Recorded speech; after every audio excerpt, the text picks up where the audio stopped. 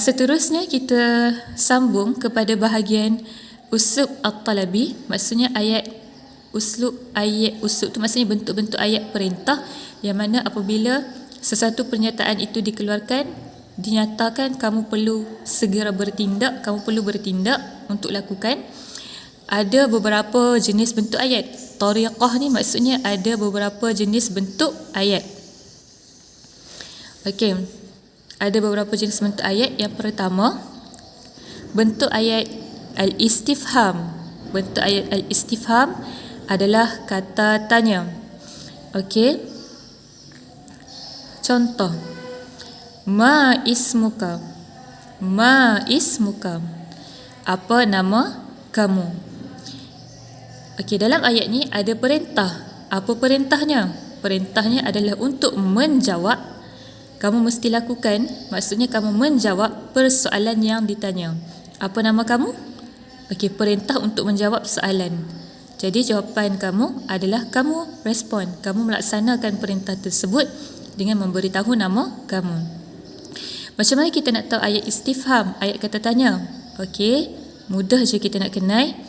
Di depan ayat ini ada kata tanya. Kamu dah belajar kan? Kata tanya sebelum ni ada ada banyak. Ada ma. Ma ni apa? Ma apa? Ismuka, nama kamu. Okey, jadi ayat berbentuk perintah ni ada banyak. Ma apa? Man siapa? Mata bila? Kaifa bagaimana? Lagi apa lagi? Aina di mana? Okey, jadi bila dalam bila dalam sesuatu ayat tu ada kata tanya, maksudnya ayat itu adalah ayat istifham, ayat uslub insya talabi. Okey. Dan bentuk ayat uslub insya talabi yang kedua adalah an-nida. An-nida, apa maksudnya? Panggilan ataupun seruan. Contoh ayat yang diberikan, ya bunayya, wahai anakku. Macam mana kita nak tahu ayat ni ayat seruan? Ada ya. Ya wahai. Okey, wahai maksudnya seru, panggil. Contoh kamu kata dekat kawan kamu, Abu, mari sini. Itu pun ayat nida, mari sini. Itu pun ayat ni nida. Jadi bila kamu kata dekat kawan kamu, Abu, mari sini, apa yang Abu tu mesti lakukan? Apa yang Abu tu mesti bertindak adalah pi dekat kamu.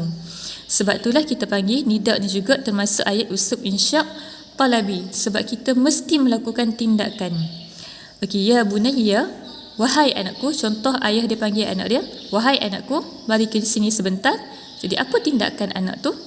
Pergi dekat ayah dia. Okey.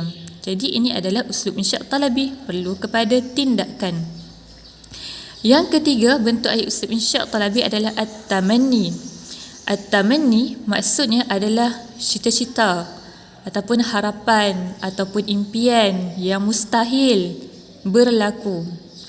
Contoh ayat, ya laitani kuntu turaba, wahai diriku, alangkah eloknya jika aku menjadi tanah.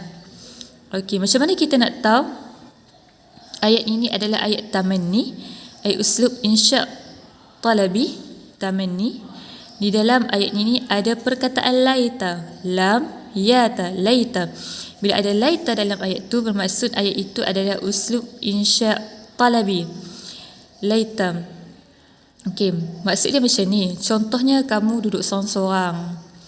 Tiba-tiba kamu arahkan diri kamu, wahai masa mudaku, wahai masa kanak-kanakku, tolonglah kembali semula. Tolonglah kembali semula, aku nak balik ke masa muda, masa budak-budak. Itu adalah ayat tamanni.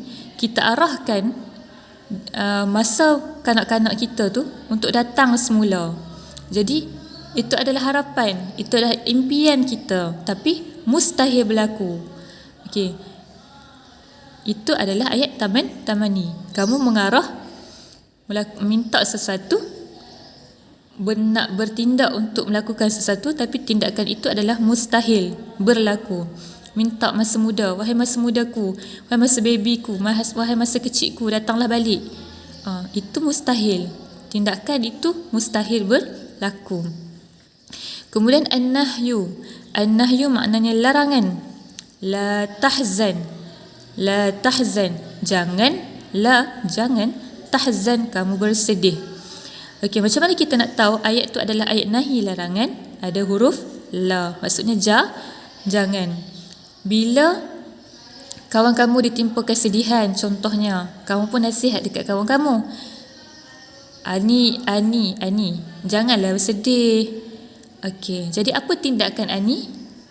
Tindakan Ani adalah untuk mendengar nasihat kamu supaya tidak bersedih.